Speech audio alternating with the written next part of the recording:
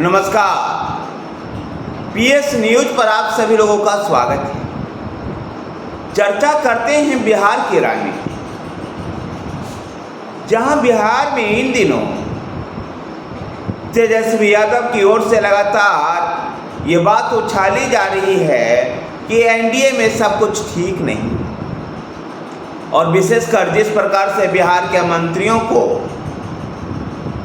महत्वपूर्ण विभाग नहीं सौंपे गए हैं, इसको लेकर के भी विपक्ष और विशेषकर तेजस्वी यादव सवाल पूछ रहे हैं। और उनका ऐसा भरोसा है कि ये जो मंत्रिमंडल में मंत्रिमंडल का जो गठन हुआ और इसमें जो विभागों का बंटवारा हुआ है, ये सही तरीके से नहीं हुआ है और बिहार के मंत्रियों को झुनझुना थमाया गया है, जिससे नीतीश कुमार अलग राह लेने के लिए मजबूर हुए।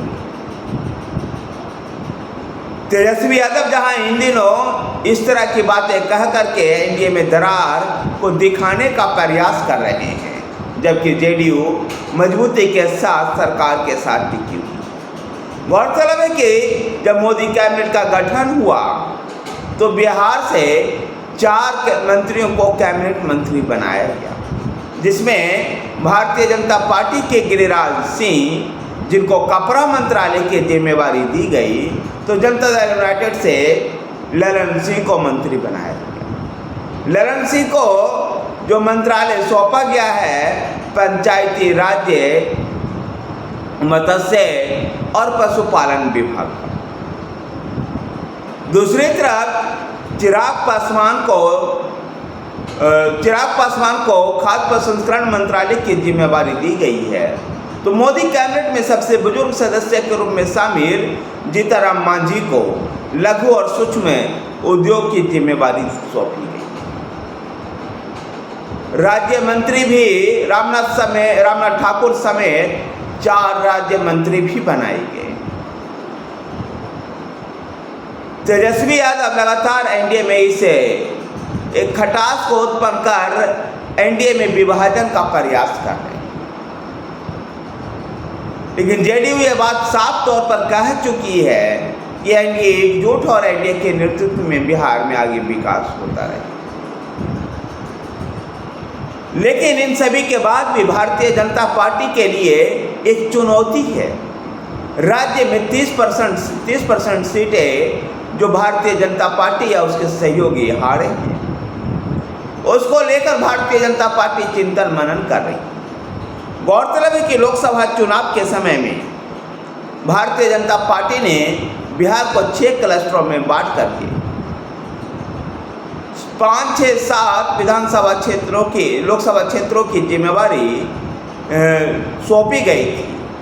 और इन दिनों भारतीय जनता पार्टी लोकसभा क्षेत्र में जो उनके पर्यवेक्षक थे, उनके जो प्रतिनिधि थे, जो भी उनके संगठन के जुड़े हुए लोग लोकसभा चुनाव को देख रहे थे, उन सब के साथ बैठक कर इस कमी को दूर करने का प्रयास किया जा रहा है।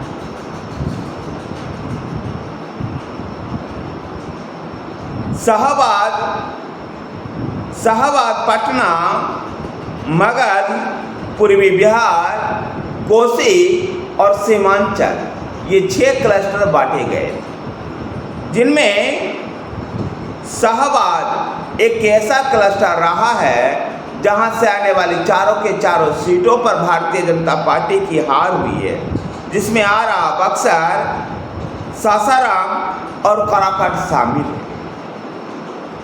जबकि दूसरी तरफ पटना में पाटलिपुत्रा में चुनाव हार हुई है, जबकि मगध में औरंगाबाद में। पूर्वी बिहार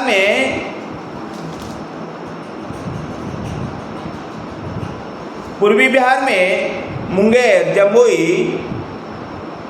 जमुई, बेगूसराय और खगड़िया जैसे लोकसभा क्षेत्र थे। पार्टी को यहाँ पर मुंगेर में पार्टी इन 4 लोकसभा सीट को जीती, जहाँ मुंगेर में भारतीय जनता पार्टी ने जेडीयू के पूर्व राष्ट्रीय अध्यक्ष ललन सिंह को जिताने का काम किया, तो अन्य क्षेत्र में एनडीए सभी सीटों पर जीतने में सफल रही। कोसी में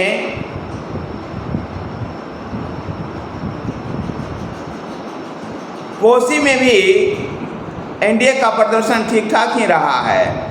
हिमाचल में पूर्णिया और कटिहार की सीटें एनडीए हार गई।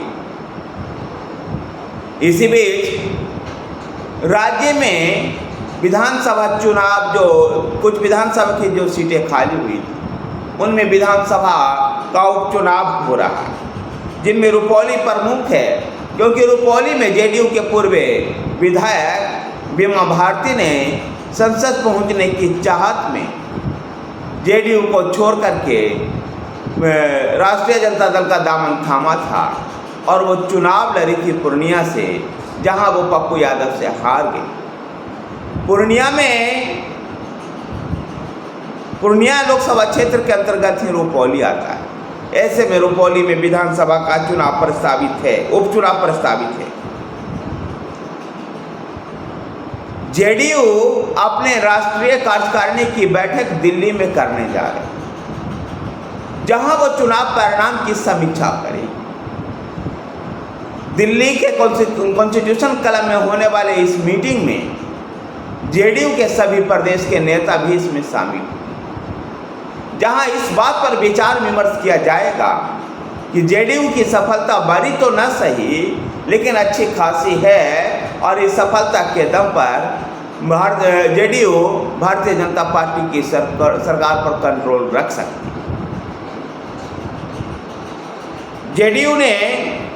जेडीयू अपने राष्ट्रीय कार्यकारिणी में कई और प्रस्ताव को ला सकती है। ऐसा माना जा रहा है कि जेडीयू की इस कार्यकारिणी बैठक जो दिल्ली में होने जा रही है,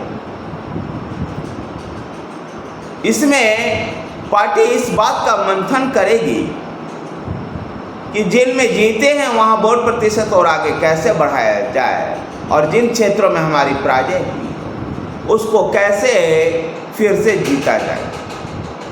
दिल्ली में होने वाले राष्ट्रीय कार्यकारिणी बैठक में इन सब एजेंडों पर चर्चा होनी है। देखना दिलचस्प होगा कि लोकसभा चुनाव के बाद कांग्रेस पार्टी कितना, विशेषकर बिहार में जेडीयू आगे कितना बढ़ पाती। जेडीयू के राष्ट्रीय कार्यकारिणी में ऐसा माना जा रहा है कि नीतीश कुमार को बड़े डिसीजन ले सकते। आखिर उनका बड़ा डिसीजन क्या होगा, यह हम सब के लिए अनुमान लगाना मुश्किल होता है। लेकिन इतना तय है कि अगर मौजूदा वक्त में विधानसभा का चुनाव हुआ तो जो एनडीए को बहुमत है वो शायद बहुमत से भी हाथ धोना पड़ सकता है। अब देखना दिलचस्प होगा कि राज्य में जब अगले साल होने वाले विधानसभा चुनाव से पहले परिस्थितियां क्या निर्मित होती है। धन्यवाद साथियों, वीडियो को लाइक कीजिए, शेयर कीजिए। हमारे साथ बने रहने के लिए हमारे चैनल PS न्यूज़ को सब्सक्राइब कीजिए। धन्यवाद।